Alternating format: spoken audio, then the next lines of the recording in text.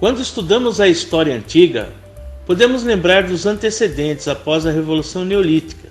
Houve a divisão do trabalho, quando começaram a construir os canais de irrigação, o que culminou no surgimento do líder, que passou a cobrar tributos. Essa relação deu início ao Estado. Após a morte dos líderes, surgiu a religião, a partir da ancestralidade, dando origem ao politeísmo e, consequentemente, os regimes teocráticos, que foram o sistema político comum dos povos que ocuparam o crescente fértil, como no Egito, onde o faraó era considerado um deus na terra. Eu sou Menés, o faraó dos dois mundos. Sou um representante dos deuses aqui na terra. O modelo continuou nos povos que ocuparam a Mesopotâmia, que foram conhecidos pelo sistema judiciário do famigerado Código de Hammurabi, que previu o olho por olho, dente por dente, ou seja, a punição era equivalente aos crimes cometidos. O modelo do surgimento de cidades e os costumes politeístas também foram destaques em outras civilizações africanas, além do Egito, nos povos da China, por exemplo, e nos povos americanos que formariam mais tarde os Incas, Aztecas e os Maias, além dos indígenas brasileiros. Destacamos também na antiguidade os povos hebreus, que ocuparam a Palestina por terem o local como uma terra santa, mas eles tiveram que enfrentar os povos que ali habitavam e amargaram 400 anos de escravidão no Egito e mais alguns anos como cativos dos babilônicos. A trajetória dos hebreus é contada através da Bíblia, no Antigo Testamento, e eles são considerados um dos primeiros povos monoteístas da história, ou seja, acreditavam em apenas um Deus. Outro povo que destacamos são os fenícios, que dominavam o comércio e a navegação no mar Mediterrâneo. Eles foram os criadores do alfabeto. Aí os persas, que dominavam os territórios que hoje pertencem ao Irã. Dominaram a Mesopotâmia, criando um forte império persa, tão forte que tentou dominar a Grécia. Quando começamos a estudar a Grécia, primeiro destacamos a primeira fase, que chamamos o período homérico. Nessa etapa, discutimos a influência da ocupação dos povos através dos gêneros, que tiveram suas associações nos livros do poeta Homero, especialmente a Ilíada e a Odisseia. Na Ilíada é que estudamos a Guerra de Troia. Assim passamos a conhecer o período clássico, onde estudamos as cidades-estados de Atenas, com sua arte, a filosofia e a democracia, assim como outra cidade ligada ao militarismo e à hierarquia, que era a cidade-estado de Esparta. Nesse período é que ocorrem as batalhas mais conhecidas, como as guerras médicas, onde a Grécia enfrentou os persas, e a Guerra do Peloponeso, onde as duas cidades-estados mais conhecidas acabaram se enfrentando, e Esparta acaba derrotando Atenas. Na última fase dos estudos gregos é o período helenístico, quando o Império Macedônico domina a Grécia, e o grande destaque é Alexandre o Grande, que divulgou a cultura grega por todo o seu império que ia até a Ásia. A partir daí passamos a conhecer o surgimento da civilização romana, que teve em sua lenda a história dos irmãos Rômulo e Remo, que foram criados por uma loba. Rômulo tornou-se o primeiro rei de Roma, e assim temos a fase da monarquia romana. A monarquia caiu por causa da pressão dos homens mais ricos, os chamados patrícios, e passamos a conhecer a República Romana. Nessa fase, o grande impacto foram as guerras púnicas, quando Roma derrotou Cartago e passa a controlar a navegação e o comércio no Mediterrâneo, ampliando suas fronteiras com a expansão romana. Ainda na fase da República conhecemos Júlio César, que apoiou a rainha Cleópatra no Egito e dominou a Gália. Acabou dando um golpe contra o seu triunvirato, terminando em seu assassinato no Senado. Assim surgindo o segundo triunvirato, um dos integrantes era Otávio, assassina Lepto e derrota Marco Antônio e dá um alto golpe em Roma, se autoproclamando imperador. Assim foi o fim da República Romana. Surgiu assim o Império Romano. É nessa época que Jesus Cristo nasceu, pregou e foi crucificado. Através de suas ideias surgiu o cristianismo no Oriente Médio. Essa religião foi perseguida pelos imperadores romanos, que inclusive ficaram conhecidos pelas excentricidades e decadências. Mas entre os próprios romanos é que surgiu a Igreja Católica, quando Constantino tornou-se cristão. Assim Roma tornou-se um império cristão, os domínios romanos foram estendidos entre o Oriente e o Ocidente, e suas fronteiras foram tão extensas que acabaram sendo invadidas pelos povos bárbaros oriundos da Germânia. A invasão dos bárbaros em 476 foi entendida como o final da história antiga, e a partir daí é que começamos a estudar a Idade Média. Na Idade Média, destacamos algumas lendas, como as do rei Arthur, na Inglaterra, que teria tornado-se rei depois de tirar a espada de uma rocha, a Excalibur. Dizem que teria sido criado pelo mago Merlin. Mas a maior virtude do lendário rei foi a criação da tábua redonda com seus cavaleiros. A simbologia de uma tábua redonda entre esses cavaleiros é a noção que esse rei não era centralizador. Estando numa mesa redonda, todos ali teriam a mesma importância que o rei. A lenda ainda dizia que rei Arthur e seus cavaleiros saíram em missão para buscar o cálice sagrado, o Santo Graal, que seria o cálice que Jesus teria usado na última ceia. Segundo a lenda, quem tomasse desse cálice teria o poder da vida eterna. Além das lendas medievais que falam de feitiçarias, temos as figuras lendárias de heróis e monstros, herdados da cultura germânica, como os ogros, os trolls e os famigerados dragões. Outro herói mítico da Idade Média britânica foi Robin Hood, que era um líder de resistência contra o rei João, que teria usurpado o trono de seu irmão Ricardo Coração de Leão, que participava de uma cruzada no Oriente Médio, a Cruzada dos Reis. Robin lutava contra a cobrança exagerada de impostos do rei João sem terra e roubava dos ricos para dar aos pobres. É importante ressaltarmos que Robin Hood nunca existiu, mas o personagem e a situação econômica retratada na história foram reais. Mas enfim, a Idade Média foi algo muito além dos esportes sem noção, que era o joust, que eles praticavam, e as festividades religiosas, como o carnaval e as festas da colheita. O período medieval foi dividido em duas partes, a Alta Idade Média e a Baixa Idade Média. Veja as principais características de cada período. Começamos com a Alta Idade Média. Dizemos que foi um período de instabilidade e insegurança generalizada, que se estende do século V ao século IX. Esse período começa no ano de 476, quando ocorre a invasão dos bárbaros em territórios romanos. Os bárbaros destruíram o sistema político de Roma, mas mantiveram a religião católica cristã como oficial. As suas crenças em feitiçarias, fadas, duendes, goblins e gárgulas não foram abandonadas, mas todas elas passaram a ter uma conotação negativa, associadas a seres demoníacos, o que favoreceu as ideias de bem contra o mal, o que chamamos de maniqueísmo.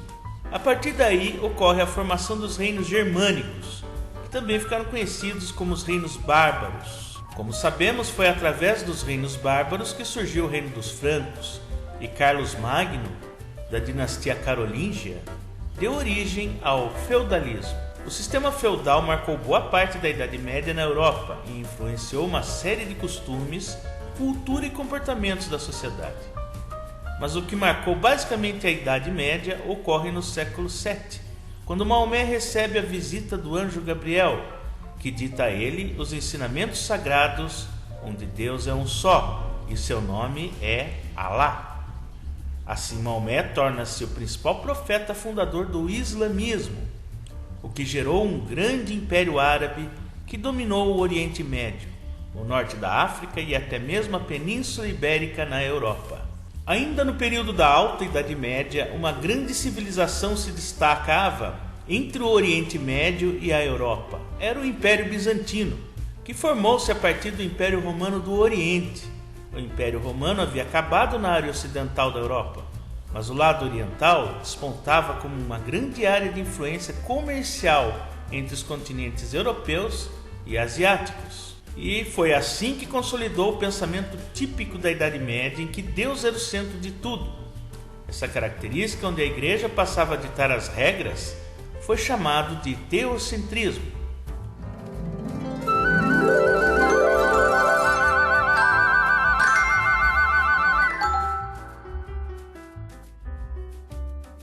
Deus como centro de tudo, e os oportunistas aproveitavam-se politicamente e economicamente disso. Essas ideias eram muitas vezes retrógradas e confundiam muito as novas percepções entre as ciências e os elementos sobrenaturais. À luz dessas ideias surgiram as filosofias medievais. Destacamos inicialmente a patrística, onde o maior expoente era Santo Agostinho. Nessa filosofia ditava as regras do cristianismo na sociedade e trazia à tona do maniqueísmo, a luta do bem contra o mal. Ter fé é acreditar naquilo que você não vê. A recompensa por essa fé é ver aquilo em que você acredita. Assim, a patrística consiste na elaboração doutrinal das verdades de fé e cristianismo e na sua defesa contra ataques dos pagãos e dos hereges. Já a escolástica, temos como grande expoente São Tomás de Aquino. Essa filosofia é um método ocidental de pensamento crítico e de aprendizagem, com origem nas escolas monásticas cristãs, que concilia a fé cristã com um sistema de pensamento racional, especialmente o da filosofia grega. A ideia era associar a fé com a razão. É o que eu adoro, fé e filosofia. Mas sobre a ideologia medieval, sabemos que sempre dominava o teocentrismo. O estudo da filosofia não tem por objeto saber o que os homens pensavam, e sim qual é a verdade das coisas. Assim temos a Baixa Idade Média, correspondendo do século X ao XV. Nessa época ocorrem as Cruzadas, um movimento que os cristãos europeus formavam expedições militares seguindo ordens do Papa, com o objetivo de expulsar os muçulmanos de Jerusalém. Consequentemente, favoreceu o renascimento comercial e urbano e a crise do feudalismo. Assim, nesse contexto que surgiram a Ordem dos Templários, que era inicialmente uma ordem religiosa, que tinha como objetivo proteger os cristãos que iam para Jerusalém. Mais tarde, passaram a ocupar posições de autoridades em seus condados e feudos. Além dos templários, surgiram outras ordens religiosas, como a dos franciscanos, inaugurada por São Francisco de Assis. Ordens são parte da Igreja Católica, mas com ações específicas. No caso de São Francisco, era voltada à caridade e o voto de pobreza. Foi nessa fase também que o mundo sofreu com a peste negra, que assolou 1/3 da população. Esse surto é o que chamamos hoje de peste bubônica, que é transmitido pelas pulgas dos ratos. Outro movimento da Baixa Idade Média foi a Guerra dos 100 Anos, entre a França e a Inglaterra, onde destacamos a luta de Joana d'Arc, que acabou sendo morta pela Inquisição Espanhola, acusada de bruxaria. E foi na Baixa Idade Média que surgiu o renascimento comercial, a partir do momento em que os servos passaram a aprender a manufatura e, consequentemente, surgiram as feiras medievais, que tornaram-se feiras muradas. Essas feiras muradas, chamadas de burgos, representa a volta de cidades, do renascimento urbano na Europa. E aquele que morava dentro desses burgos eram os burgueses. Assim surgiu uma nova classe social, a burguesia. E os reis, nesse período, acabaram então centralizando o poder, formando o absolutismo. Consequentemente, a criação dos Estados Nacionais. O fim da Idade Média ocorre no século XV, em 1453, quando os turcos invadem Constantinopla, destruindo o Império Bizantino e formando a Turquia. A Idade Moderna começou com a invasão dos turcos em Constantinopla em 1453. Inicialmente foi marcado pela consolidação do renascimento comercial e da estabilidade da burguesia. E a primeira característica desse período foi o renascimento cultural, que valorizou a ciência, trazendo o humanismo e a racionalidade como elementos de sociedade.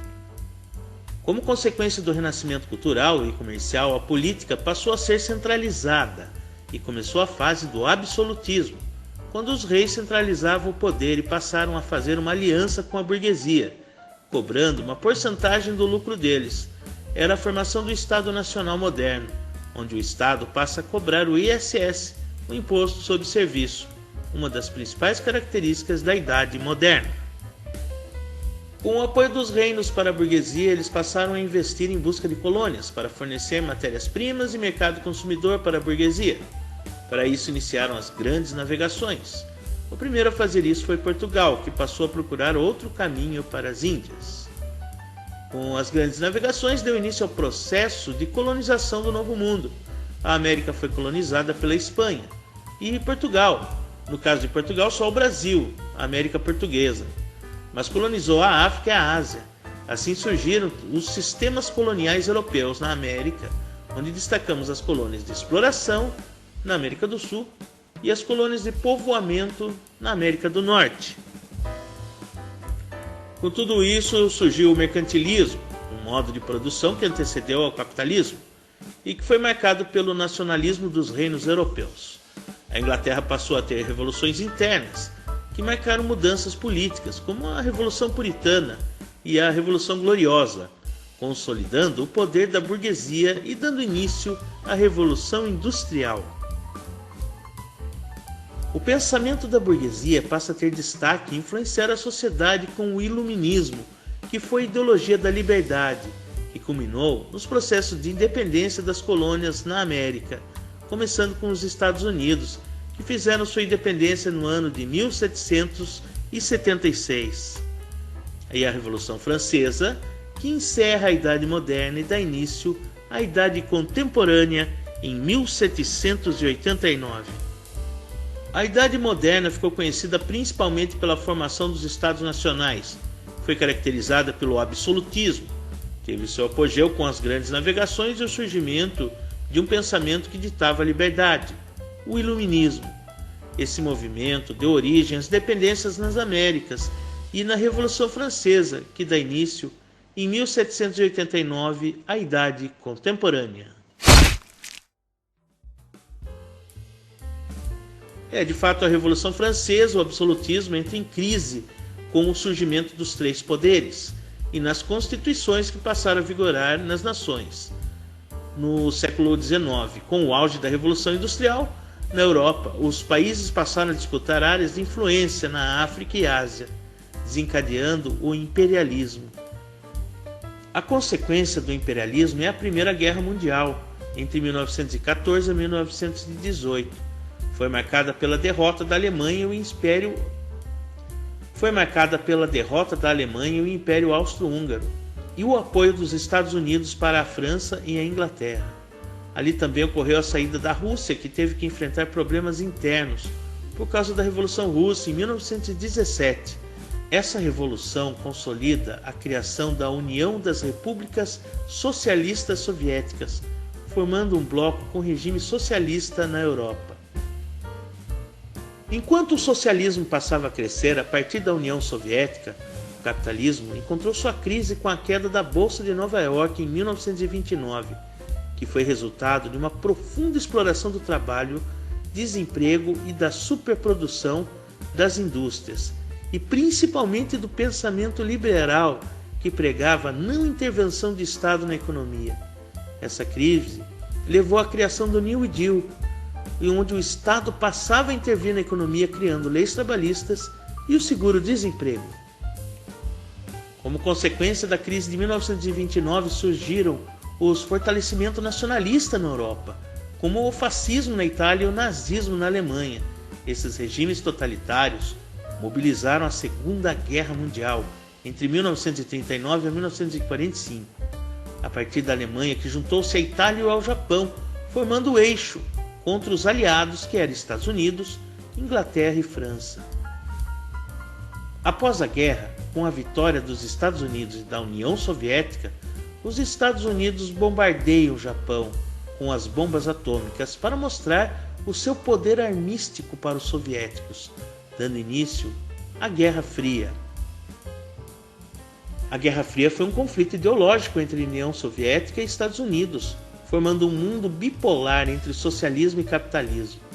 Durante esse período ocorreram inúmeros conflitos, como a Guerra da Coreia, a Revolução Cubana, Revolução Chinesa, a Guerra do Vietnã, o Apartheid na África do Sul, a descolonização da África e da Ásia e os conflitos entre árabes e judeus deram início a partir da criação do Estado de Israel pela ONU em 1946.